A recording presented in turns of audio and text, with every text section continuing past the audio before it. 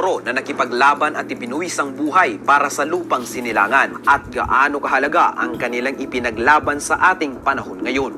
Tara, ating alamin ang iilang mga bayaning Moro ngayong araw ng mga bayani sa Pilipinas. Si Lapu-Lapu o Dato' Salib Pulaca ay nanggaling sa isla ng Sulu. Siya ang kauna-unahang mandirigma na nakipaglaban sa pananakop ng Kastila noong 1521. Sa ganap na April 27, 1521 ay nilabanan ng mga Moro sa pangunguna ni Dato' Lapu-Lapu ang hukbo ng mananakop na si Ferdinand Magellan sa Mactan, Cebu.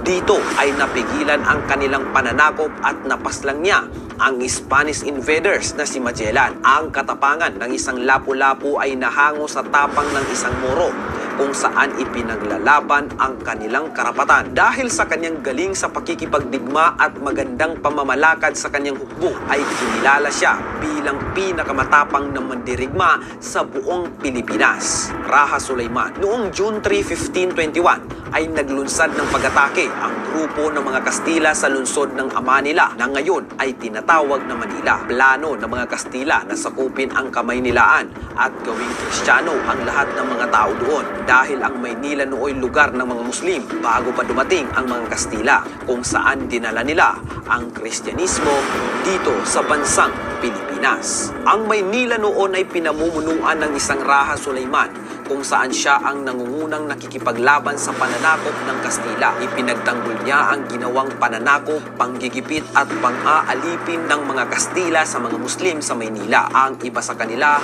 ay puwersang pinakonvert sa pagiging Kristiyano. Kaya nakipaglaban si Raha Sulaiman sa kanila upang protektahan at hindi makuha ng Espanyol ang lugar ng Kamaynilaan. At simula noon nang siya ay mamatay, walang awang pinagpapatay rin ang mga Muslim, bata man o matanda. Pero hindi nagpatinag ang mga Muslim dahil lumaban sila gamit ang kanilang mga bolo at sibat kontra sa kanyon ng mga mananako. Pero dahil sa kakulangan sa armas ay napilitang lisanin ng mga Muslim ang Kamaynilaan at pumunta sila sa Cavite at Laguna. Ngunit sila ay patuloy pa rin nakikipagdigma dahil sila ay hindi tinatantanan ng mga Kastila. Natalo ang iilang mga Muslim sa labanang iyon at ang iba sa kanila ay napilitang magpa-convert sa pagiging Kristiyano para lamang maisalba ang kanilang mga buhay at hindi mamatay. Ang iba naman ay naglayag papuntang Mindanao upang dito na muna manirahan kasama ang kanilang mga kababayang Muslim sa Mindanao. Sultan Kudarat.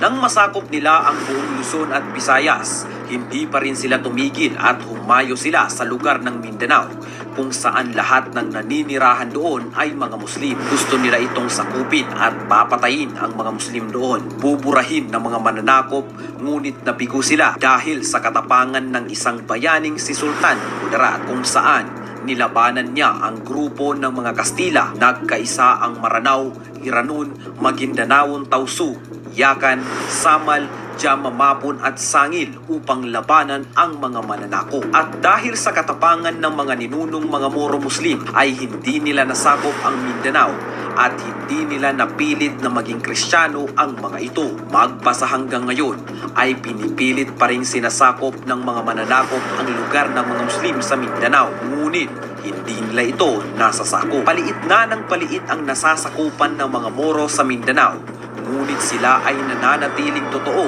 at banalang paniniwala bilang isang mananampalatayang Muslim at naniniwala sa relihiyong Islam.